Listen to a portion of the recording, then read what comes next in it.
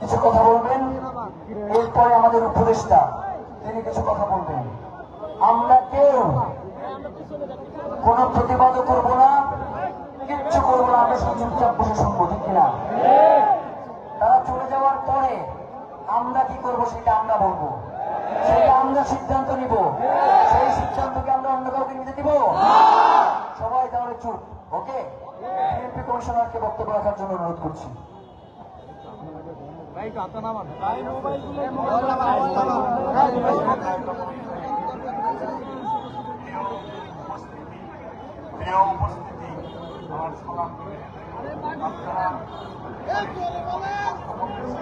অনেক প্রশ্ন করতেছেন, আমরা জানি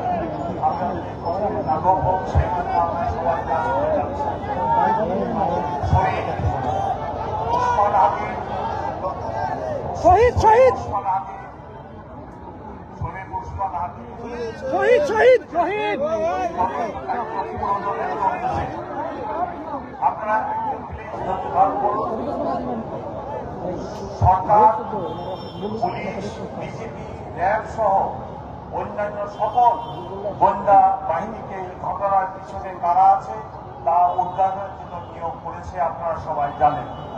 ইতিমধ্যে আমাদের এই হত্যাকাণ্ড ও রহস্য উদ্ঘাটন এবং তদন্তের যথেষ্ট অগ্রগতি আছে।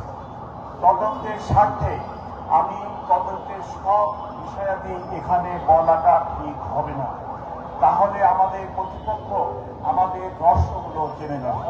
তাই যতটুকু সম্ভব তদন্তের যে অংশটুকু বলা যায় আমি সেগুলো আপনাদের কাছে এখন বলছি। মামলা তদন্তে চলাকালীন এ যাবৎকাল 10 জনকে গ্রেফতার করা হয়েছে। তার মধ্যে উল্লেখযোগ্য আছে হুমায়ুন কবির ফয়সালের বাবা, হাসি বেগম ফয়সালের মা, সামিয়া ফয়সালের স্ত্রী, শিবু ফয়সালের স্ত্রীর বড় ভাই, মারিয়া ফয়সালের গার্লফ্রেন্ড, নুরুজ্জামান ফয়সালের পলাইনে প্রাইভেট গাড়ি, র্যাবের কার সরবরাহকারী ও অন্যতম সহযোগী কবি মোটরসাইকেলের সম্ভাব্য সরবরাহকারী। এই তদন্তে আমরা যে যদি পিস্তল ব্যবহার করা হয় সেই পিস্তল দুটি উদ্ধার করেছি। সেই পিস্তল দুটি এখন পরীক্ষার জন্য সিআইডিতে সাইন্টিফিক পরীক্ষার জন্য আছে, সেটা তদন্তের স্বার্থে আমাদের প্রয়োজন। যে মোটরসাইকেলটি ব্যবহার করা হয়েছে সেই সাইকেলটি ডিবি পুলিশ উদ্ধার করেছে। এছাড়া এই হত্যাকাণ্ডের পিছনে অনেক টাকা ব্যয় করা হয় এবং 218 কোটির সই করা চেকও আমরা উদ্ধার করেছি। এটি একটি রহস্যজনক হত্যাকাণ্ড এবং এর পিছনে অনেকে জড়িত থাকার কথা। আমরা 10 জনকে অ্যারেস্ট করেছি এবং আমি এখানে বলতে পারতেছি না, তবে এর পিছনে কারা আছে সেগুলোও উদ্ঘাটনের জন্য আমরা জোর প্রচেষ্টা চালাচ্ছি এবং অনেক ক্ষেত্রে আমাদের যথেষ্ট অগ্রগতি আছে। আমরা আশা করতেছি আগামী 10 দিনের মধ্যে অর্থাৎ জানুয়ারি মাসের 7 তারিখের মধ্যে এই মামলার চার্জশিট দিব। এই মামলা সংক্রান্তে আল্লাহর কাছে মধ্যবর্তী যে তথ্য আছে আপনাদেরকে দিলাম, যতটুকু তদন্তে প্রকাশ করা যায় ততটুকুই বললাম। আগামীকাল আরো বিস্তারিত ভাবে আপনাদেরকে আমার মিডিয়া সেন্টার থেকে জিবি চিফ ইন ডিটেল বলবেন। আপনারা নিশ্চয় আমার কথা বুঝতে পেরেছেন, সবাই ধৈর্য ধারণ করুন। আমরা এই হত্যাকাণ্ডের মূল রহস্য আরো যারা পিছনে আছে সবাই নাম এবং ঠিকানা কারা কারা জড়িত ইনশাল্লাহ উন্মোচিত করে দেব। আমি এখন মাননীয় উপদেষ্টা পরিবেশ উনি আমাদের সাথে আছে, আপনারা দেখে ওনাকে রিকোয়েস্ট করবো আপনাদের জন্য গুরুত্বপূর্ণ কিছু কথা বলার জন্য। সকলকে অনেক অনেক ধন্যবাদ। আসসালামু আলাইকুম। আমি আসলে এখন উপদেষ্টা, কয়েকদিন আগেও বিভিন্ন ইস্যুতে আমি আপনাদের মতো রাস্তায় বসে আন্দোলন করেছি এবং হাতি যেদিন মারা যান, শাহাদাত বরণ করেন, শহীদ হন, সেদিন একেবারে বিমানবন্দর থেকে মর্গ পর্যন্ত পুরাটা সময় আমি হাতির সাথে ছিলাম এবং আমি তাকে দেখেছি। আমি জীবনে কোনোদিন মর্গে যাই নাই, ওই প্রথম আমি মর্গে গিয়েছি এবং একটা পরিবারের জন্য, একটা সমাজের জন্য, একটা দেশের জন্য এইরকম একটা মৃত্যু যে কত করুণ, কত কষ্টের এবং বিচারের দাবি যে কত শক্ত হতে পারে, হওয়া উচিত, সেটা আমি মর্মে মর্মে উপলব্ধি করি। আমি আজকে বলতে পারেন হাদির একজন গুণগ্রাহী। আমি নিজে হাদিকে আমার ভাই মনে করতাম এবং এখন ওটা মনে করি। এবং দেশের জন্য তার শহীদ হয়ে যাওয়াটা, তাকে তো আমাদের আরো অনেক দিন প্রয়োজন ছিল। কিন্তু যেই মানুষের মৃত্যুতে 12 থেকে 15 লক্ষ মানুষ জানাজা পড়ে, সেই মানুষের মৃত্যুর বিচার আসলে একটা জাতীয় কর্তব্য। আপনাদেরকে আমি আশ্বস্ত করছি, অন্তর্বর্তী সরকার হয়তো আপনাদের মতন এখানে বসে নেই, কিন্তু অন্তর্বর্তী সরকার আমাদের শহীদ হাদিকে যারা খুন করেছে, সে সমস্ত চিহ্নিত খুনি, এর পিছনে যারা ছিল, সকলকে চিহ্নিত করে বিচারের মুখোমুখি করার জন্য কাজ করে যাচ্ছে। আপনাদের হয়তো মনে হচ্ছে কিছু জানছি না কেন, কিন্তু মনে রাখতে হবে আমরা কিন্তু একটা শত্রুপক্ষের মুখোমুখি দাঁড়িয়ে কাজটা করছি। ফলে যে তথ্যগুলো আমরা বলবো সেগুলো যেন শত্রুকে কোনোভাবে শক্তিশালী না করে। এটা কিন্তু আমাদের শহীদ হাদিও বলতেন যে আমরা যেন এমন কোনো কাজ না করি যেটা আমাদের প্রতিপক্ষকে শক্তিশালী করে দেয়। এবার আমরা ভবিষ্যতে কি করতে যাচ্ছি এই সম্পর্কে আপনাদের একটু ধারণা দিই।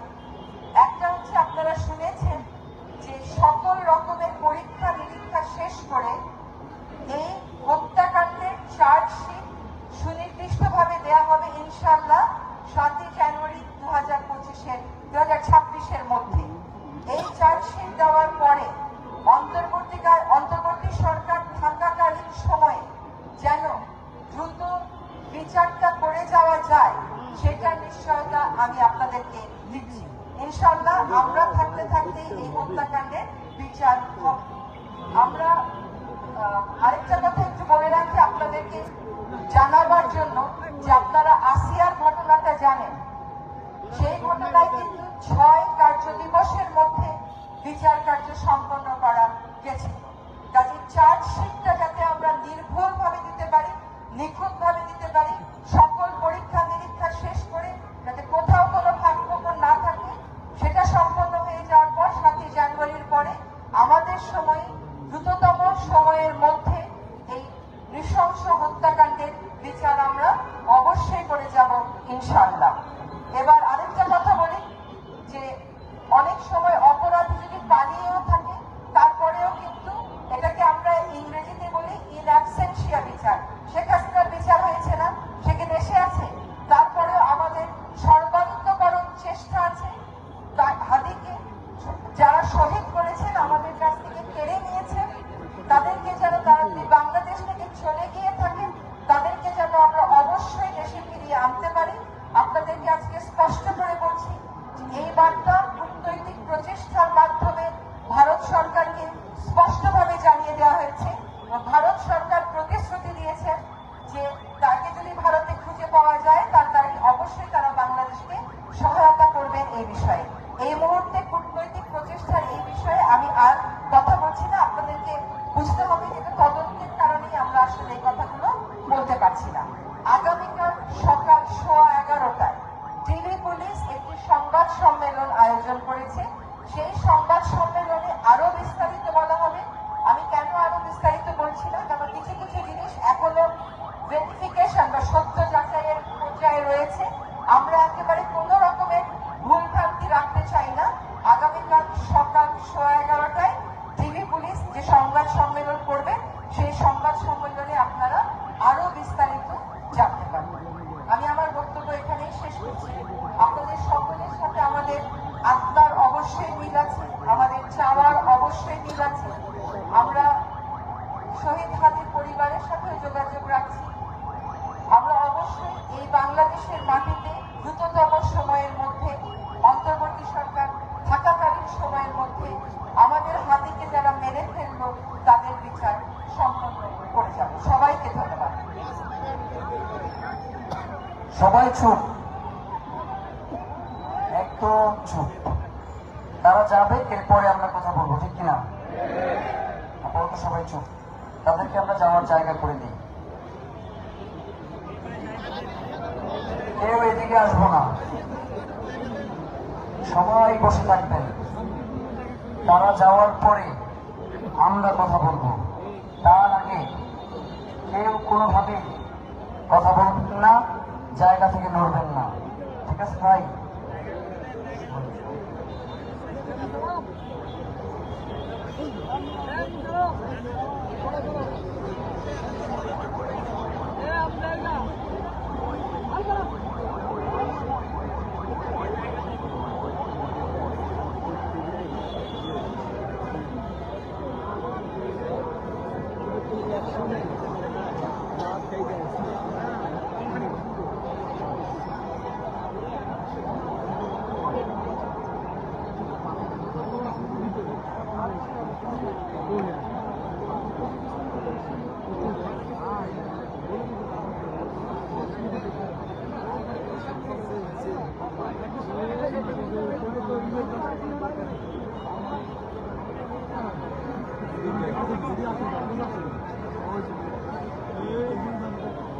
তাদেরকে আমরা শান্তিপূর্ণভাবে যাইতে দিন, এরপরে আমরা আমাদের কথা বলব।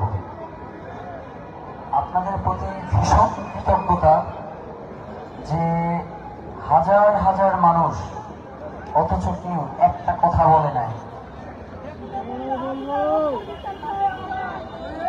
এই জন্য চুপ করতে হবে, চুপ করতে হবে। আপনাকে কিন্তু সন্দেহ করি, বলছি সবাইকে চুপ করতে, মানে চুপ থাকতে হবে। আমরা এখানে কথা বলবো, আমরা উপদেষ্টাদের কথা শুনবার দরকার ছিল, আমরা শুনছি। আমরা কি বলবো সেটা তো আমরা ঠিক করে রেখেছি। আমাদের কথা তো আমাদের কাছে আছে, তাদের কথা শুনবার দরকার ছিল, এই জন্য আমরা শুনছি।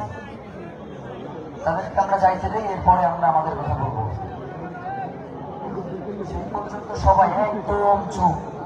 পুরো শাহবাগ যারা প্রকম্পিত হতে জানে, এবং পুরো শাহবাগ যদি এই মাইক থেকে ঘোষণা আসে তখন তারা তিন পতন নীরবতা পালন করতে জানে। সবাই আমরা চুপ থাকবো।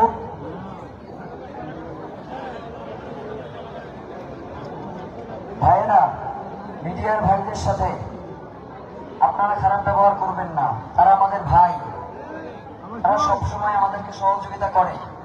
আর মিডিয়ার ভাইরা ভলান্টিয়ারদের সাথে, তানভীর এদিকে আসো, তানভীর ওখানে দাঁড়িয়ে না, এদিকে আসো, তানভীর এদিকে আসো। ভলান্টিয়ারদের ভাইদেরকে আপনারা একটু সহযোগিতা করেন। এর ভেতরে আপনারা ঢুকে গেলে আপনারাই জানেন যে আপনারাই নিজেদের নিয়ন্ত্রণ নিজেরা নিতে পারবেন না। আপনারাই কে কোথায় দাঁড়াবেন আপনারা নিজেরাও জানেন না। যার কারণে আমাদের ভলান্টিয়ারদের একটু সহযোগিতা করেন। কথা কাটাকাটি আমরা না করি। আমার ভলান্টিয়ারদেরকে আমি নির্দেশনা প্রদান করতেছি, কেউ একটা কথাও বলবা না, একদম চুপ। তোমরা জনতার দিকে মুখ করে দাঁড়িয়ে যাও। উপদেষ্টারা চলে গেলে আমাদেরকে জানাবেন। ডিএমপি কমিশনার এবং উপদেষ্টা চলে গেলে আমাদেরকে জানাবেন, এরপরে আমরা কথা বলবো।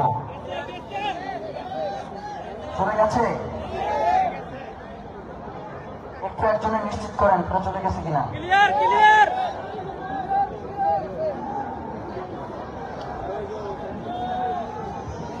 ভাইয়েরা, এই যে আপনারা সবাই চুপচাপ কথা শুনলেন, তারা যে উপদেষ্টা পরিষদের মিটিং এ বসে না, তখনও তারা একজন আর একজনকে থামাইতে পারে না। জনতা আজকে চুপ করে বসে আছে হত্যার বিচারের জন্য। আমাদের তাদের কথা শোনা দরকার ছিল, আমরা শুনছি। এখন কি করবো কি না করবো সেটা আমাদের সিদ্ধান্ত। ভাইয়েরা, একটা কথা বলি, ডিএমপি কমিশনার বলেছেন 7ই জানুয়ারির মধ্যে তিনি চার্জশিট দাখিল করবেন। আমাদেরকে ইতিপূর্বে জানানো হয়েছে যে 90% কাজ ইতিমধ্যেই হয়ে গেছে। 10% কাজ করতে আপনার 7 তারিখ পর্যন্ত লাগবে কেন? আগামী 3 দিনের মধ্যে আপনাকে চার্জশিট দাখিল করতে হবে। আমরা কোন দ্রুততম সময় বলতে কিছু বুঝি না।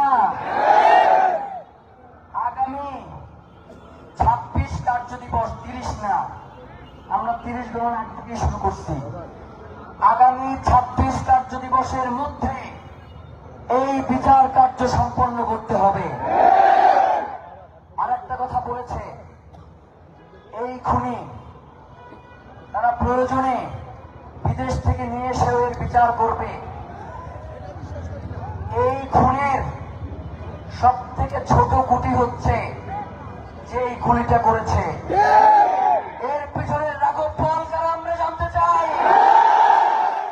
ওসমান হাদিকে শুধু এই সুতার নিযুক্তকে খুন করে নাই আমরা জানি। আমরা কেউ বোকা না ভাইয়েরা। তার খুনিকে শুধু নিয়ে আসলেই হবে না, এই খুনের পিছনে কারা কারা রয়েছে আমাদেরকে জানাতে হবে। তদন্তের কথা বলে আপনারা যাদেরকে পার করিয়ে দেওয়ার চেষ্টা করছেন তাদেরকে আপনারা পার করাতে পারবেন না ভাইয়েরা। তাদের কথা সুন্দর সুন্দর কথা শুনলে মনে হয় না যে অবরোধ ছাইটা বাসায় চলে যায়? খুবই তো সুন্দর মিষ্টি মিষ্টি কথা। আমরা কি বাসায় যাব? আমরা কি বাসায় যাওয়ার জন্য এখানে আসছি? ভাইয়েরা, আমরা ইনকিলাব মঞ্চ থেকে এখানে যা সিদ্ধান্ত নেই এগুলো শুধুমাত্র যে আমি একা সিদ্ধান্ত নেই ব্যাপারটা এমন না। পুরো টিম বসে সার্বিক পরিস্থিতি পর্যালোচনা করে এরপরে আমরা সিদ্ধান্ত নেই।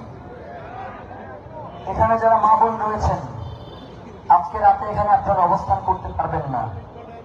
যারা বাসা দূরে তারা জুমার সাথে চলে যাবেন, জুমা আপনাদেরকে যাওয়ার সময় নিয়ে যাবে।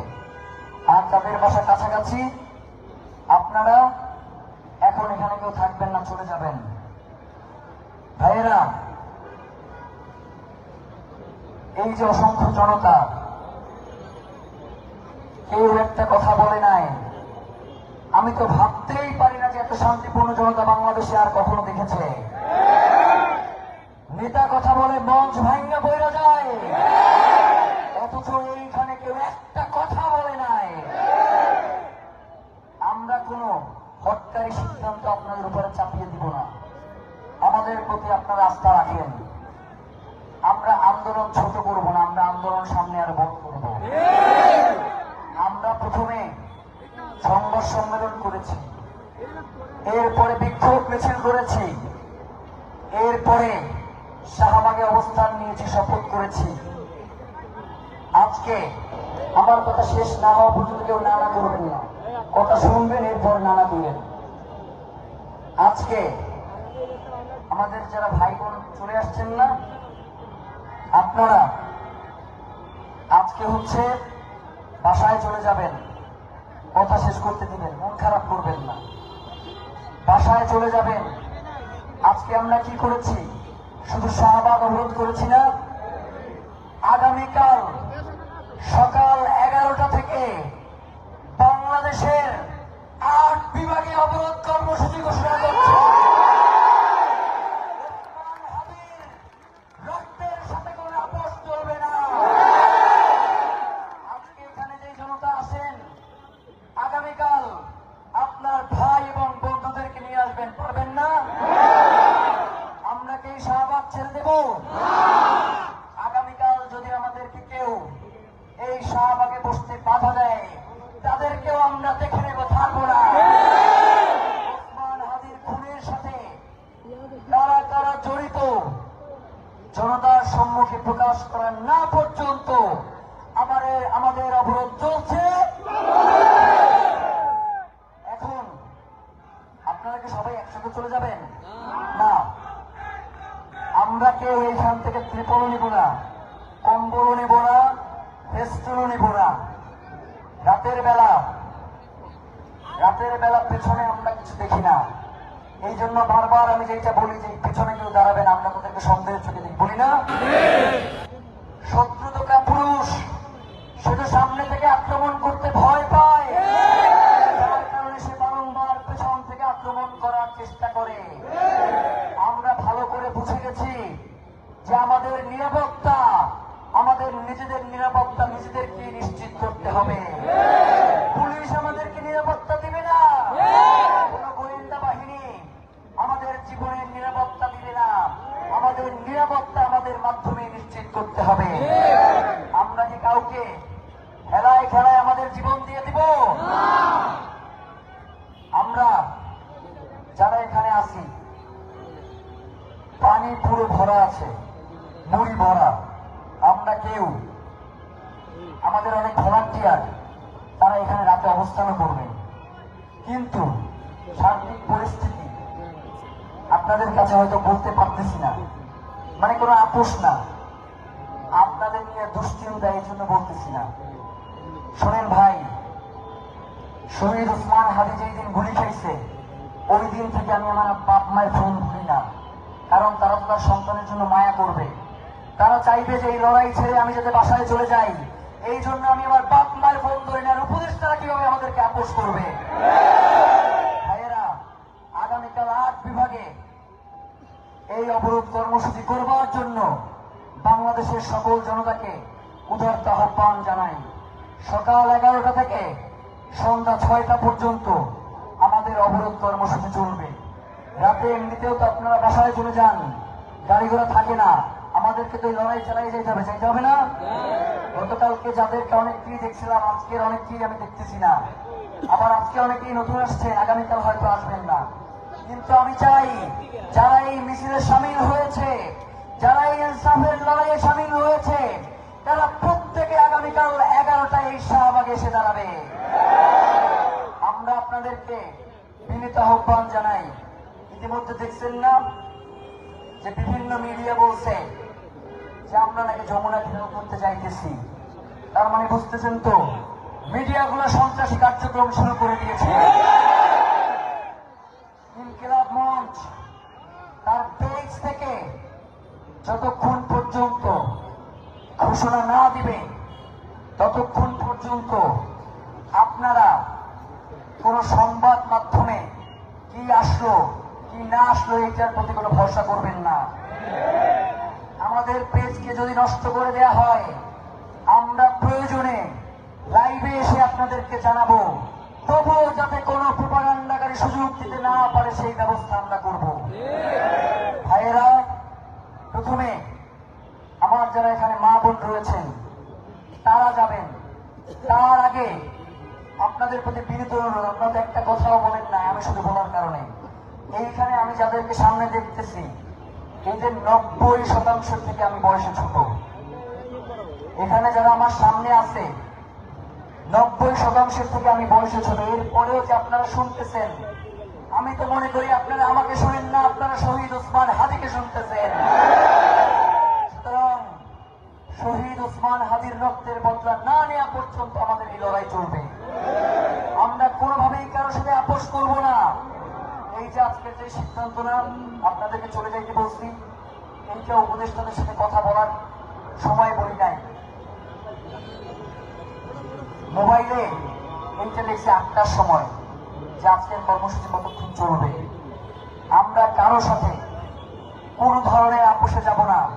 সে যদি আমার ভাইও হয়, সে যদি আমার বোনও হয়, তবুও কোনো আপোষ করা চলবে না। প্রিয় ভাইয়েরা, একটা কথা বলি, গত কয়েকদিন ধরে বিভিন্ন মাধ্যমে আমাদেরকে হত্যার হুমকি দেওয়া হচ্ছে। আমরা কোনো মৃত্যুকে পরোয়া করি না। আমরা শাহাদাতের তামান্না নিয়ে এখানে দাঁড়িয়ে আছি। মৃত্যু ভয় আমরা করি না। আমরা যদি শহীদ হয়ে যাই, আপনারা কি ইনসাফের এই লড়াই থামাবেন? আপনারা কি ইনসাফের এই লড়াই থামাবেন? আপনারা কি ইনসাফের এই লড়াই থামাবেন?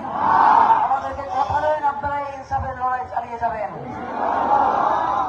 ভাইয়েরা, আমাকে শহীদ যদি করা হয়, আমার পরবর্তী যে আসবে সেও শহীদ না হওয়া পর্যন্ত এই লড়াই চালিয়ে যাবে।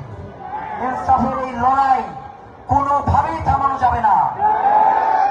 এখন সামনে আমার যারা মা বোন রয়েছেন, যাদের বাসা দূরে, যারা এখন যেতে পারবেন না, ঝুমাকে অনুরোধ করব তাদেরকে সঙ্গে নিয়ে এবং আমাদের 4 জন ভলান্টিয়ার, আপনারা তাদেরকে নিয়ে যেখানে তারা অবস্থান করবে রাতে, সেই জায়গায় ঝুমার সাথে নিয়ে চলে যান।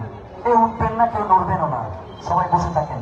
যাদের বাসা ধরে ঝুমা নামো, তাদেরকে নিয়ে চলে যাও, তাদেরকে নিয়ে তুমি যাও।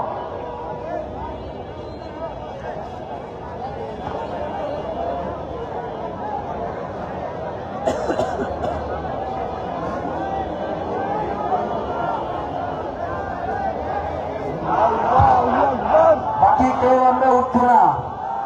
তারা চলে যাওয়ার পরে আমরা আরো কিছুক্ষণ স্লোগান দিব, এরপরে আমরা বাসায় যাব। আমরা তো রাতে ঘুমাতে পারি না, আমাদের স্বপ্নে তো শরীফ ওসমান হাদি আছে, সেটা আমাদেরকে বিচার করতে পারে। আমরা তো বিচার নিশ্চিত না করে আমাদের এই লড়াই থামাবো না। আপনাদেরকে বলেছি না, ডক্টর ইউনূস যদি বিচারের ব্যাপারে দৃশ্যমান